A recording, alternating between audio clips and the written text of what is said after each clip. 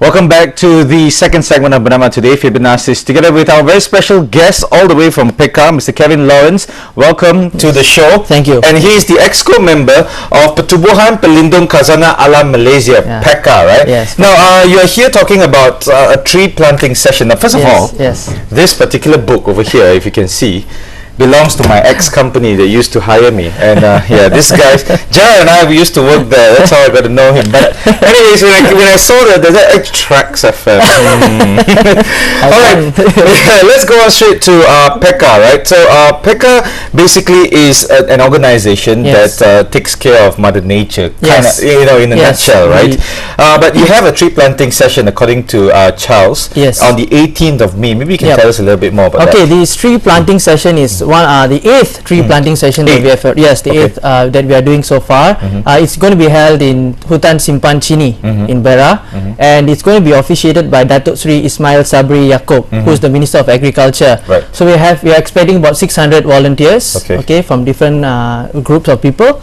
Some of them are from school, Sri Champaka International School, and also we are looking at some local students. We are also expecting the army to help us out. We have been working with them for some time now, so they are coming in as volunteers as well. Alright, and you'll be planting about 5,000 trees? Yep, 5,000. That's right. And you're looking at, when you talk about trees, there are like many species. Yeah, we are looking at the timber trees. The very common one is the Meranti, Shoria. And that's because of the deforestation for logging, or?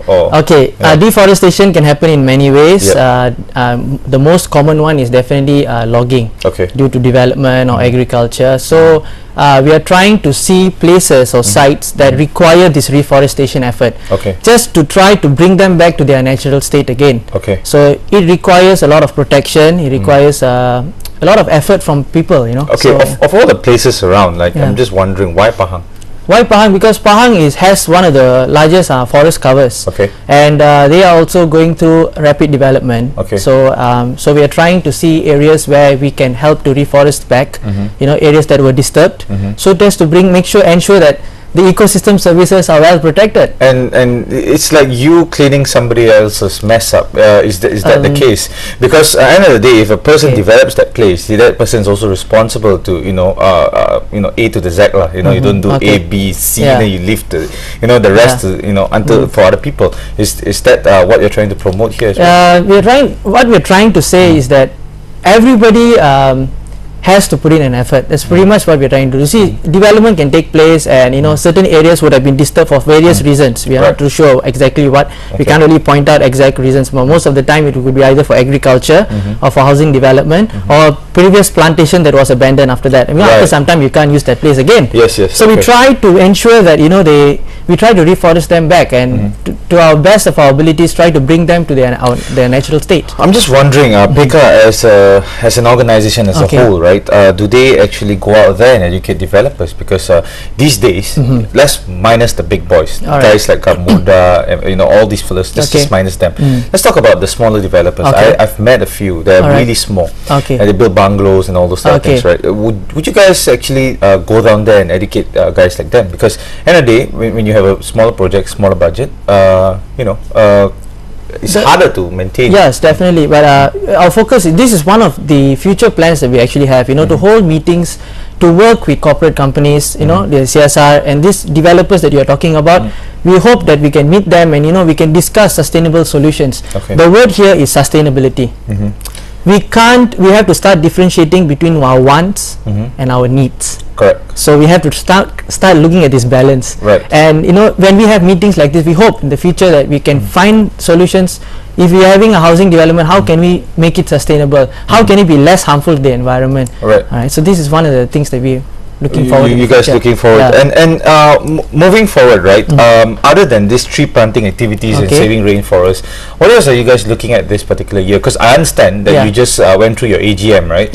Which is of course where you discuss all the topics and the year's coming events. So maybe you can tell us a little bit more about your coming event. The upcoming, we recently, one of our landmark events is known as SOAR, Save Our Rainforest Race, in which we bring in a lot of people from different parts, the governmental agencies, we bring them private institutions, public, so students, whoever, they come in and then they participate in this reforestation effort. Alright, Apart from that, we are looking forward to the future. Something exciting that is in line right now is the environmental police program. Yes, it sounds very very scary, right? But anyway, we're trying to work with the relevant agencies and see how this medium works is that we're gonna become the medium, right, in which people can report whatever that they see, pollution, whatever that is harmful to the nature. They can report it and we will see what we can do, bring it to the relevant authority. So this is one of the things. Apart from that, eco clubs would be another option that like a middle person. Yeah, like a place where they can voice out their complaints or something whatsoever. Like LPKP, taking all the complaints for all this road transport and kind of things like that. But moving forward, right? How do you see this developing for you? I mean, end of the day, your focus right now is in the peninsula, right? Yep. Peninsula.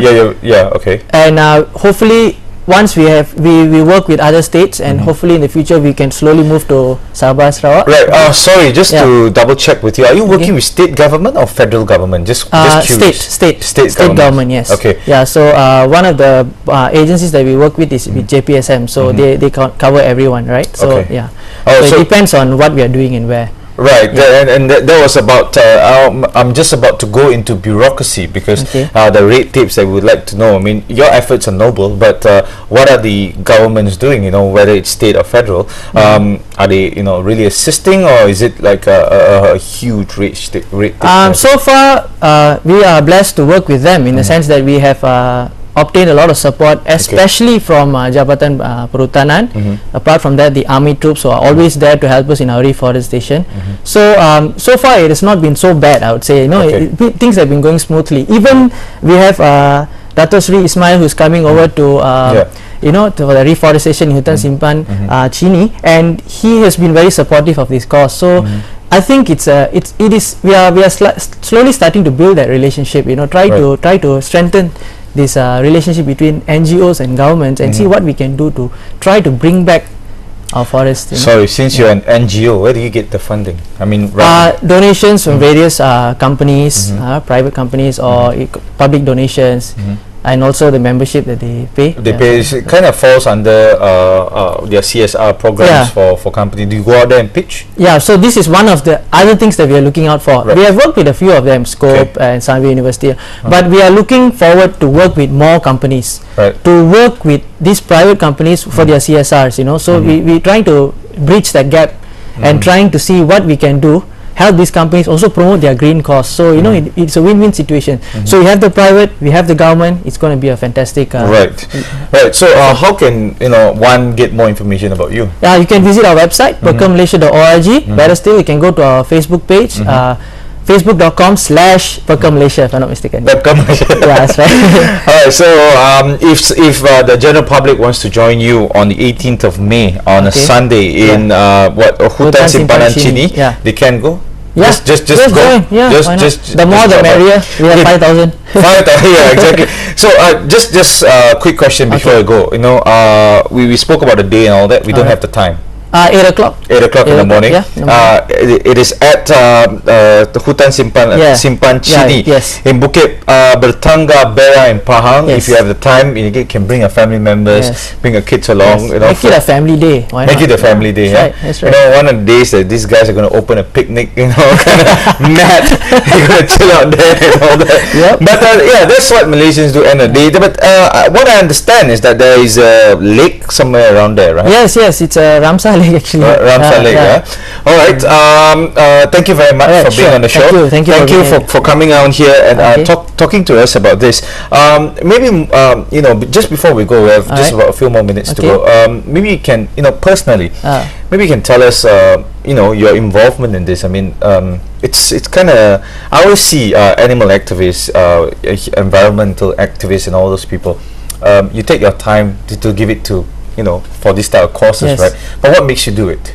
You see, for me personally, if I look at it, I am part of nature, which means without nature, humans don't exist. We have to come to an understanding that without nature, humankind can't exist. Right. So, which means if we need nature, we need to protect it. Right. So, this is one of the reasons why I'm involved in environmental NGOs like this, because I want to ensure that I have a future in this on planet Earth, you know, and my children and my grandchildren, and it goes on like that, and everyone can have everything, clean drinking water, you know, food and raw materials. They can have ecosystem services. You mean climate change is an issue today, right? We are seeing global warming on a rise. This is also due to, because deforestation is one of the leading causes of it, you know. So you have CO2 trapped up there in the atmosphere. So we are trying to make things better for us. That's the only reason why we are going ahead with this. So I just enjoy doing this, and you know, I see you enjoy doing it, and that's the key word, to enjoy whatever you do. And then the day, you know, from the guys at the Bernama TV team, thank you for, you know, doing what you do, because end of the day, without guys like you, of course, we'll see more and more destruction coming along. And you know, I think these are the guys as well that actually ties up everybody between the governmental organizations, and not only that, to be making full use of all the resources that, you know, the government has put allocated budget to. Because I am very sure, end of the day, you guys are actually using up state government funds as well to help in your efforts to rebuild communities. Because it is not only a money thing, it's also an environmental thing, and social as well. Orang asli, exactly.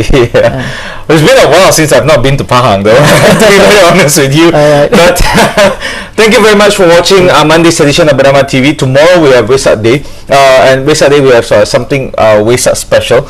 And stay tuned tomorrow 9 AM. You gotta be here and watch Bernama today, right? Stay tuned. We have the Malay news up next right here on Bernama TV.